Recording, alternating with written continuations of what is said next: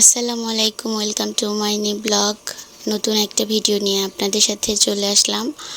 তো আমি চলে এসেছি, এর আগের একটা ভিডিওতে দিয়ে দিয়েছি যে আমি দেশের বাড়িতে চলে এসেছি।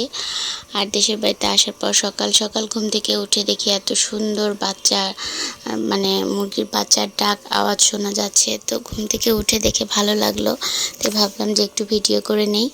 তারপর হচ্ছে আমার খালার সাথে সকাল সকাল বাজারে করতে চলে এসেছি, কারণ তার ঘরে নাকি কিছু বাজার শেষ হয়ে গিয়েছে। তো তার সাথে ভাবলাম যে আমি একা একা ঘরে বসে থেকে কি করব, তো তার সাথে আমি বাজারে যাই। এই এলাকাতে তো প্রথম, নতুন কোনো কিছুই দেখিনি। তো চলে আসার পরে হচ্ছে এগুলো রান্না করেই রেখে গিয়েছিল। এসে শুধু আমরা দুপুরের খাবারটা খেয়ে নিচ্ছি, কারণ সকালে হালকা পাতলা কিছু একটা খেয়ে গিয়েছিলাম। আর এখন দুপুরের জন্য এইগুলো 2 পিস মুরগির মাংস রান্না করেছে। আর এই শুটকি ভর্তাটা এতটা মজার হয়েছিল, মন চাইছিল যে আমি সবটুকু শুটকির ভর্তা খেয়ে ফেলি। তারপর হচ্ছে সুন্দর করে মাছের ঝোল করা হয়েছে। মাছের ঝোলটাও অনেক বেশি মজা হয়েছিল। যাই হোক, এক হাতে রান্না খেতে খেতে হয়তো বা আমার রুচিটা চেঞ্জ হয়ে গিয়েছে একটু, অন্য হাতের রান্না খেলাম, বেশ মজা লাগলো। তো তারপরে হচ্ছে আমার খালা এই পিঠার জন্য এই কাই করে নিয়ে এসেছে। আর এই কাই করা আটাগুলোকে এখন আমরা দুইজনে মিলে হচ্ছে এটাকে সুন্দরভাবে মানে কাই করে নিচ্ছি। এটা আমাদের পাবনার দেশে কাই বলে। তো আটাগুলোকে এখন আমি সুন্দর করে, আমরা দুজনে মিলেই করছি, আমি আর আমার খালা। তো তারপরে এগুলোকে সুন্দর করে রেখে পলিথিনে পেঁচিয়ে রাখা হয়েছে, কারণ পলিথিনে পেঁচিয়ে রাখলে এই জিনিসগুলো একদম সফট থাকবে। যদি আপনারা কখনো এরকম বানান তাহলে এভাবে রেখে দেন, তারপরে বানাতে গেলে কোনো রকমের আটাটা নষ্ট হবে না। তারপরে মাংসগুলোকে ছোট ছোট করে ঝুরি করে নিলাম। এরপরে এত সুন্দর একটা বুদ্ধি বের করছে আমার খালা যে এটা নারিকেলগুলোকে দিয়ে তো হচ্ছে হালুয়া বানাবে, সেই জন্য নারিকেলটাকে কালো আঁশগুলোকে ছাড়িয়ে নিয়ে ব্লিন্ডার করে নিয়েছে। আর এত সুন্দর হয়েছে যে মানে কুড়ানো থেকে বেশি সুন্দর হয়েছে। তারপর বাহিরে এত বেশি রোদ ছিল যে রোদের মধ্যেই আমার খালা হচ্ছে রান্না করতে চলে আসছে, মানে হালুয়া পিঠা বানানোর জন্য যেই জিনিসগুলো বানাতে হবে, মাংসর হচ্ছে একটা ঝুড়ি আর হচ্ছে মিষ্টি একটা হালুয়া, তো দুইটাই বানাবে। তো আমি বললাম যে ঘরের ভিতরে বানানোর জন্য, সে বলল যে না, এখানেই বানাই, এখন তো রোদ আছে, এখানে বানালে ভালো হবে, আর এখানে বানালে মজাটাও বেশি লাগবে। সেই জন্য সে হচ্ছে পিঠার মাংসটাকে এখন বসিয়ে দিচ্ছে।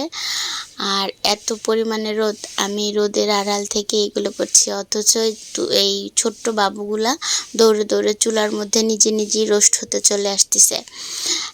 কিন্তু রোস্ট হলে যে তাকে আর খুঁজে পাওয়া যাবে না, সে তো আর বুঝে না। তো পরে বাচ্চাটাকে ছেড়ে দিলাম, ওর সাথে একটু দুষ্টামি করলাম।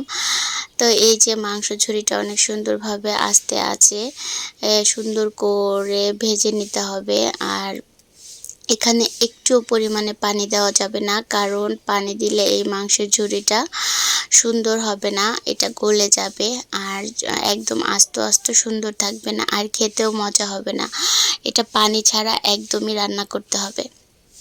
তো তারপর আমিও একটু, খালা একটা কাজে চলে গিয়েছে, তো ভাবলাম তাহলে আমি একটু বসে একটু নাড়া দেই, নয়তো বা জিনিসটা পুড়ে যাবে। তো এখানে বসে বুঝলাম যে গ্রামের হচ্ছে কাজগুলো যতটা দেখতে সহজ মনে হয় এতটা সহজ না। তো অনেক তারপরও হচ্ছে চেষ্টা করেছি আমি।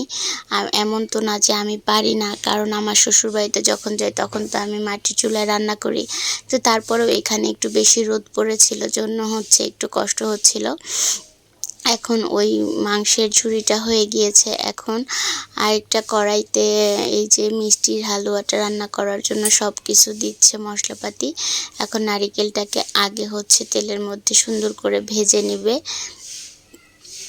তারপরে ভাজা হয়ে গেলে এটার মধ্যে হচ্ছে আস্তে আস্তে সব কিছুই দিয়ে দিবে, মানে চিনি দিবে। আর এখানে লিকুইড দুধ দিবে না, কারণ লিকুইড দুধ দিলে হচ্ছে টেস্টটা একটু কম পাওয়া যায়। সেই জন্য কনডেন্স মিল্ক দিয়েই আমার খালা এটা বানিয়ে নিচ্ছে। মূলত এই পিঠাগুলো আমার ছোট ছোট বাবা মায়ের জন্য সে বানিয়ে দিবে, সেই জন্য হচ্ছে এই পিঠাগুলো হচ্ছে সে এত কষ্ট করে বানিয়ে নিচ্ছে, নাতিন বলে কথা। আর যেহেতু আমার রাগ হয়েছে আর আমি রাগ করে চলে এসেছি আমার বাচ্চাদেরকে রেখে। হ্যাঁ, আমার স্বামীর উপরে আমার অনেক বেশি অভিমান হয়েছে, কিন্তু আমার স্বামী সে আমার অভিমানটা কখনো বোঝেনি আর বুঝবেও না। আমি এখন আর তার কাছ থেকে কোনো কিছু আশা করি না। আমার ভাগ্যে যেটা আছে সেটাই হবে, আমার বাচ্চাদের ভাগ্যেও যেটা আছে সেটাই হবে। আমি যদি মা হয়ে থাকি, আমি যদি ওদেরকে পেটে ধরে থাকি, তাহলে ওরা একদিন না একদিন ঠিক আমার কাছে আসবে। এত গরম যেহেতু পড়েছে, ঘরে বেশ কিছু জাম ছিল, ভাবলাম একটু মাখিয়ে খাই। তো জামটা মাখিয়ে একটু খেয়ে নিলাম। এরপরে সব কিছু আমাদের হচ্ছে রেডি হয়ে গিয়েছে। এখন খালা হচ্ছে পিঠা বানাচ্ছে, আর আমি এখন শুধু ভিতরে পিঠাগুলোকে সুন্দর করে বানিয়ে বানিয়ে রেখে দেব। দেখেন তো, আপনারা সবাই বলেন তো যে আমি কীরকম পিঠা বানাতে পারি, অবশ্যই কমেন্ট করবেন। আর আমার ভিডিওটা যদি ভালো লাগে তাহলে অবশ্যই লাইক, কমেন্ট এবং সাবস্ক্রাইব করে আমার পাশে থাকবেন এবং আমাকে অনেক দূর পর্যন্ত এগিয়ে নিয়ে যাবেন। হ্যাঁ, এটা ভাইরাল হওয়ার জন্য কোনো কিছু বলছি না। আমারও সতীন আছে, আমি সতীন নিয়ে সংসার করে খাচ্ছি, কিন্তু আমার সতীনের কোনো দোষ নেই এখানে। যত দোষ আমার হাজব্যান্ডের, কারণ আমার হাজব্যান্ড সব কিছু মেনটেন করতে পারে না, জন্য এই অশান্তিগুলো আমার সাথে বা আমার সতীনের সাথে মাঝে মাঝেই লাগে। কিন্তু একটা পর্যায়ে এসে আমি একদম তিক্ততায় 15-16টা বছর সংসার করেছি, কিন্তু সে আমাকে আজ পর্যন্ত একটুও বোঝার চেষ্টা করে না। সে আমার কষ্টগুলোকে বোঝার চেষ্টা করে না। কষ্টটা আমার এই জন্যই লাগে। তো আমি সুন্দর করে দেখেন পিঠাগুলো বানিয়েছি, আমি যেমনটা পেরেছি তেমনটা বানিয়েছি হাত দিয়ে, যেহেতু কাটার মেশিন নেই। আর দেখেন আমার হাতে কাটা পিঠাগুলো কেমন হয়েছে, অবশ্যই সবাই কমেন্ট করবেন যে হাতে কাটা পিঠাগুলো কেমন হয়েছে। আর এই তো তারপরে হচ্ছে মানে সব পিঠাগুলোই হচ্ছে একটু একটু করে বানিয়ে নিচ্ছি, কারণ এগুলো বানিয়ে রাখলে ফেটে যাবে, ভাজতে গেলে খুলে যাবে, যার জন্য সব কিছু ভেজে নিব। আর ভাজা হয়ে গেলে হচ্ছে এগুলোকে ঠান্ডা করে তারপরে ফ্রিজে রেখে দিব।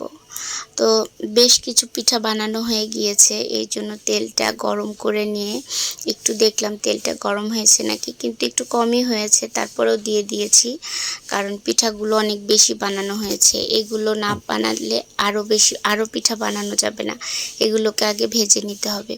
এই পিঠা ভাজতে হয় আর বানাতে হয় আর ভাজতে হয়। তো আমার পিঠা বানানোর ভিডিওটা কেমন হলো আমি জানি না, আর মাঝে একটু গল্প শেয়ার করে নিলাম, বাকি গল্প কোনো একটা সময় আপনাদের সাথে আমি আবার শেয়ার করব। তো যদি আমার ভিডিওটা ভালো লেগে থাকে তাহলে অবশ্যই আমার পাশে থাকবেন। আর এই তো যার যার পিঠা খেতে ইচ্ছা করে আমাকে কমেন্ট করবেন, আপনাদের জন্য আমি বানিয়ে রাখবো, এসে খেয়ে যাবেন। সবার দাওয়াত রইল পিঠা খাওয়ার। আর আজকের ভিডিওটা এ পর্যন্তই। আল্লাহ হাফেজ।